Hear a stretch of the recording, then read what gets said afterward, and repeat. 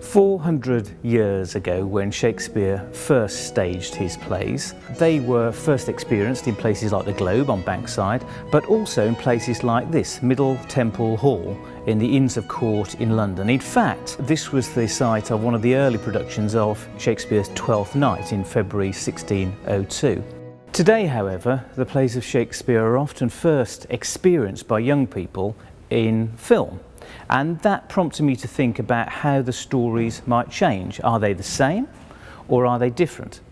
And if they're different, how are they different? Now, the most commercially successful of the Shakespeare films of the past 30 years is Baz Luhrmann's Romeo and Juliet. And although he cuts 68% of the text overall, he cuts acts 4 and 5 by 83%, and I argue that has a profound effect on the story. In the play, following the deaths of Tybalt and Mercutio, the play explores themes of the effects on the community, on Juliet's life, looks at death and her confronting death, images of decomposition of the body.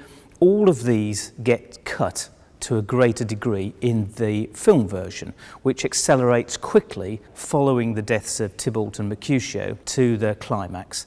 What this enables Luhrmann to do is to keep his star, Leonardo DiCaprio, on screen and only actually in exile for a very short amount of time. Now, a similar pattern can be seen in Franco Zeffirelli's 1990 film of Hamlet, where he cuts the overall text by 67%, but he cuts acts 4 and 5 by 74%, so 7 out of every 10 words gets cut. We can also see the same pattern in the recent Macbeth starring Michael Fassbender, where the second half of the story is cut considerably, which means, for example, that we don't see Macduff and Malcolm meeting at length to talk about what has happened to Scotland. But is it just about having the star off screen? There are other reasons as well. Now, whilst it's interesting to know which events have been cut at a grander level of the play, it's also interesting to know which words are used, because obviously words are the currency of Shakespeare's art. Now, one example comes from Act 1, Scene 3 of Hamlet, where Laertes is talking to his sister Ophelia about what he regards to be the transience of Hamlet's love. A violet in the youth of primy nature, forward not permanent, sweet not lasting, the perfume and suppliance of a minute, no more.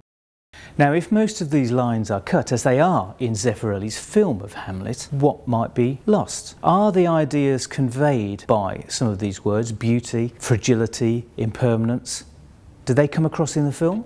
So this methodology offers students the opportunity to certainly look at the major events of a story, how they're rearranged, whether they're deleted or not, but also at the level of the word, at the level of the phrase, at the level of the scene and the act. And it enables them to engage with film adaptations in a completely new way.